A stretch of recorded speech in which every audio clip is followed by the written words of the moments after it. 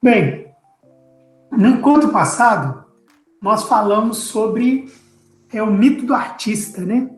Em que sempre a pessoa imaginava, sempre pensou que, poxa, a única pessoa que é criativa, ela é artista, são os artistas. Não são os pintores, não são os cantores, que a gente vê a inteligência musical, né? A inteligência plástica, que a gente olhou lá no início dos encontros, os tipos de inteligência, né? O pessoal que é bom em matemática, o pessoal que é bom em biologia, o pessoal que é bom em linguística, né? E o pessoal que é bom em pintura, em música, mas reforçando, criatividade não é só para artistas, tá? Não é só para artista. Aí, a gente falou que tem 4 mitos que impedem a criatividade. Então, o primeiro mito é do artista, que para você ser criativo, você não precisa ser artista. O segundo mito é a questão do dom, que é o que nós vamos falar hoje. E aí falta depois mais 2 mitos, que é o mito da criação e o mito do acaso. Então, hoje nós vamos falar do mito do dom. Bom, o que é dom? Vocês acreditam que vocês têm o dom de ser criativo? Quando a gente fala em problema, na aula passada a gente não estava falando em problema, é desafio, dificuldade, não é? Não só problema.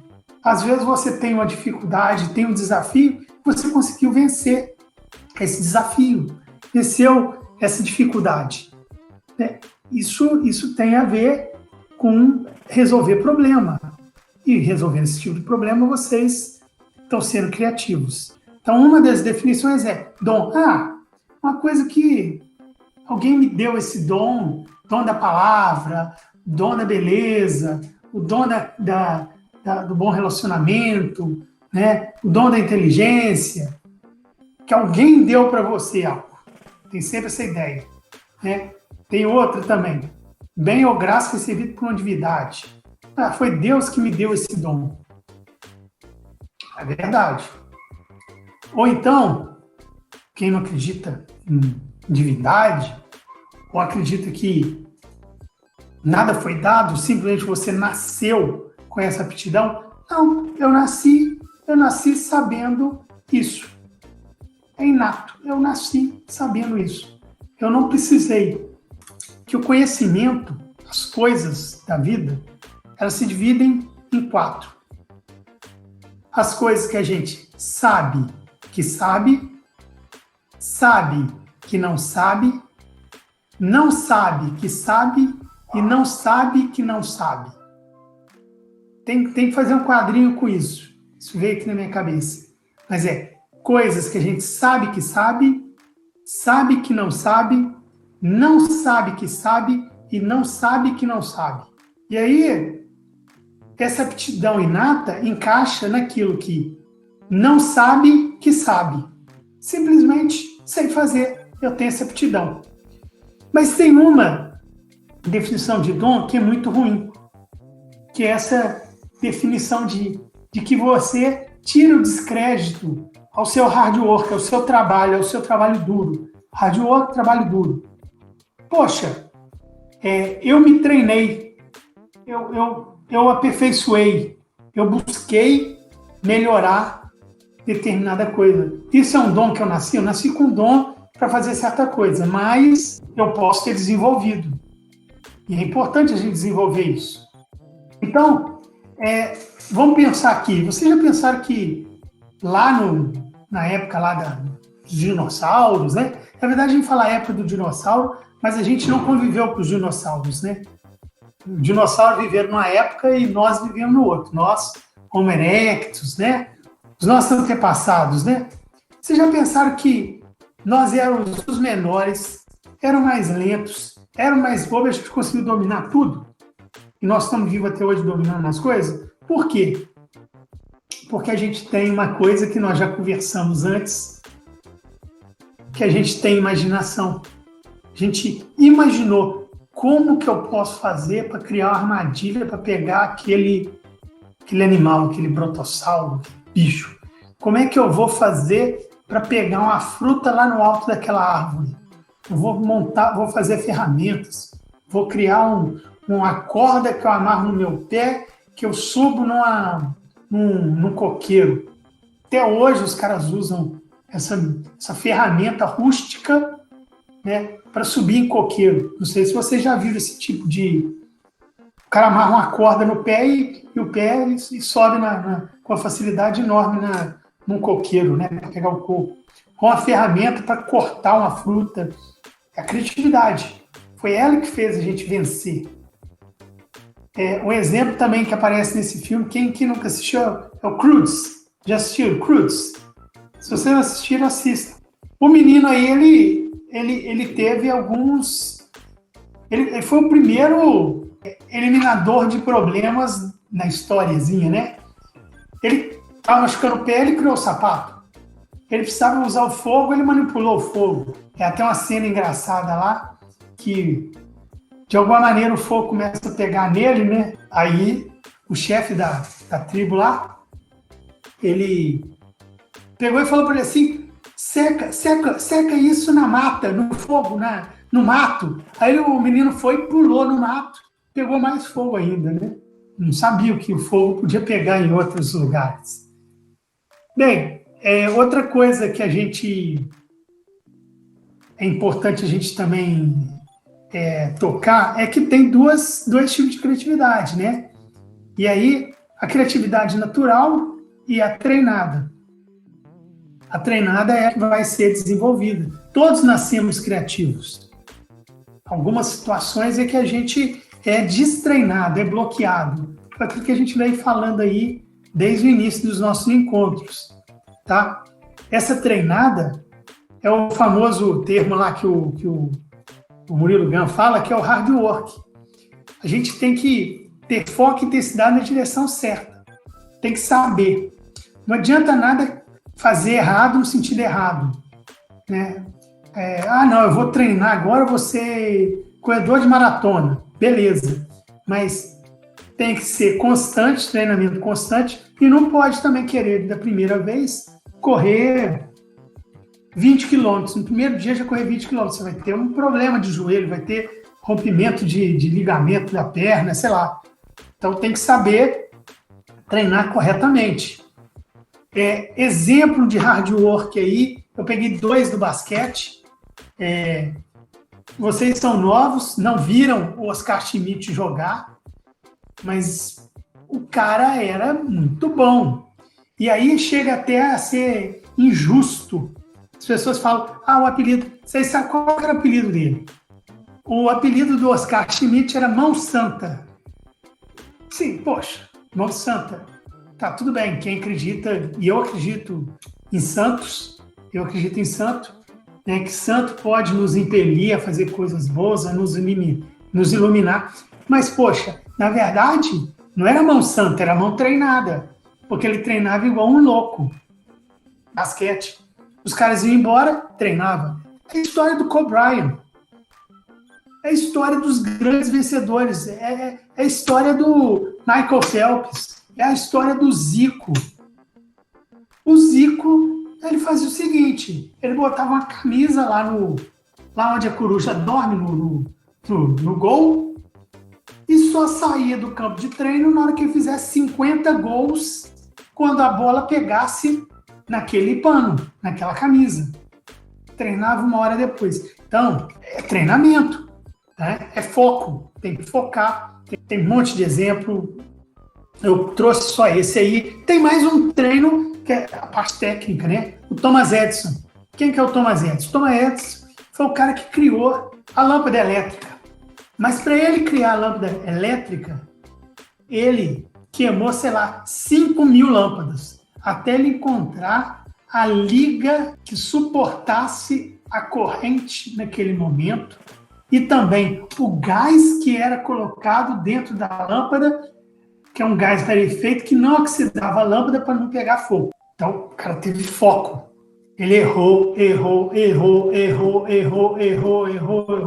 mas treinou e se corrigiu. Toda hora a gente está falando, poxa, vamos seguir um caminho, mas vamos corrigir. Não é ser correto, é ser corrigido. Uma coisa interessante é que ele criou, você sabia o que ele criou? A GE, a General Electric, que é uma empresa grande de eletricidade dos Estados Unidos. Hoje ela perdeu um pouco o foco, né?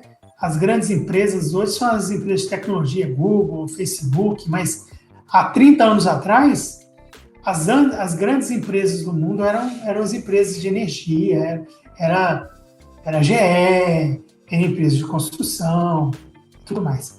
E para finalizar, que esse aí eu gosto de pegar o exemplo, eu gosto do exemplo, que é o seguinte, o Usain Bolt. O Usain Bolt, ele tem a natural e a treinada dele altíssimas.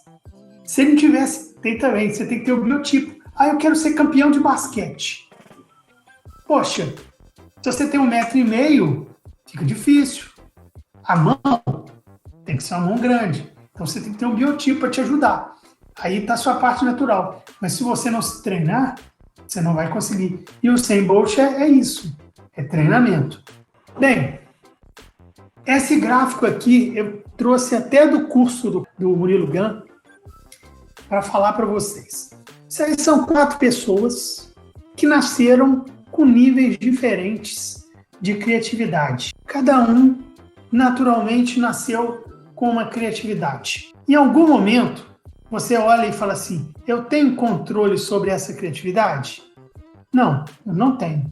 Então, o que eu posso fazer em relação a isso? Eu nasci assim, com essa minha criatividade nesse nível, eu não tenho muito o que fazer.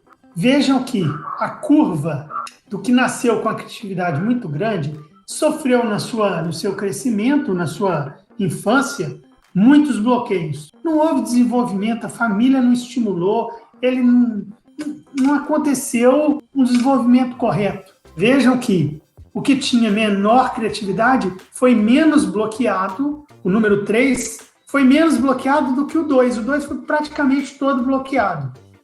E aí a gente continua pensando o seguinte, a gente tem controle sobre isso? Também não tem. Foi algo externo. O primeiro a gente nasceu. Depende da gente? Não. O segundo aqui foi com os bloqueios.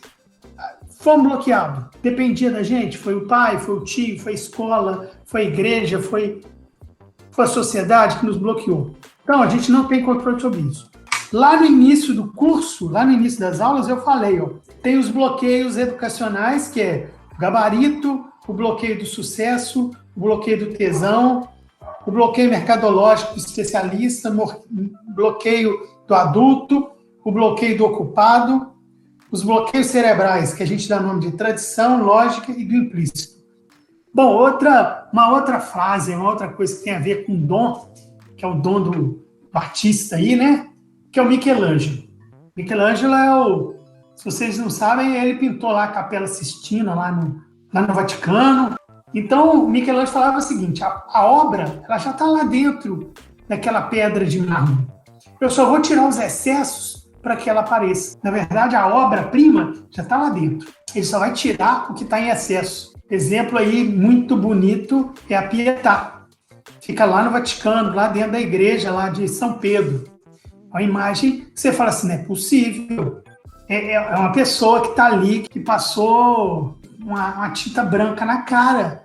É muito perfeito. Capela Sistina é outro exemplo. Quem gosta de arte, procura saber aí sobre a Capela Sistina. A Capela Sistina, além de ser gigantesca, como é que era o negócio da pintura? Ele não chegava e tinha o teto branco igual na nossa casa, ele vinha e deitava, porque era de cabeça para baixo, meio deitado, e vinha com a tinta e ia pintando, não.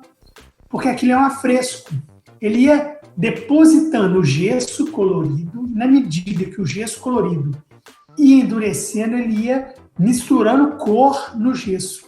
Ele falou isso, que a obra já está lá dentro, eu só estou tirando os excessos, né? Que é o excesso da Pietà. E nós somos uma Pietà ao contrário. E aí é o seguinte, nós somos obras-primas. E aí, com o tempo, vão sendo colocadas coisas em cima da gente, a gente vai perdendo a nossa beleza. Nós vamos virando um bloco de mármore quadrado, sem criatividade, sem flexibilidade. Ao contrário, meu raciocínio, nós já nascemos criativos. Com o tempo, a gente vai tapando essa nossa criatividade Lá na nossa primeira aula, eu mostrei o casco do navio cheio de marisco. Isso vai atrapalhando com que o navio ande bem. Então, às vezes, tem que tirar esse marisco que fica agarrado no casco.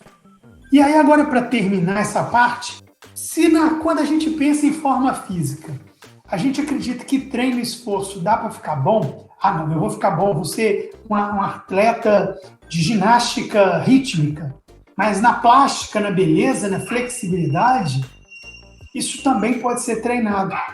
Então, se com a forma física a gente pode se treinar e com o esforço a gente consegue, por que na parte mental não? Por que a gente não pode se esforçar? E aí, pessoal, o que eu tenho a falar para vocês é o seguinte: o primeiro passo é acreditar que a gente pode. Eu posso, eu quero, eu consigo. Vamos seguir em frente, vamos tentar. E aqui não é papo de coach, não, porque toda hora eu tenho que lembrar isso para mim. Né? Eu não estou falando porque eu sei tudo, porque eu sou criativo. Não, eu estou falando porque eu estou querendo aprender também. E ao aprender, uma das maneiras de aprender sobre algo é ensinando. E aí essa razão também de eu ser professor. Quando você ensina, você aprende. Você já ouviu lá, quando a gente ajuda o outro, a gente é ajudado mais ainda. No fundo é isso, tá?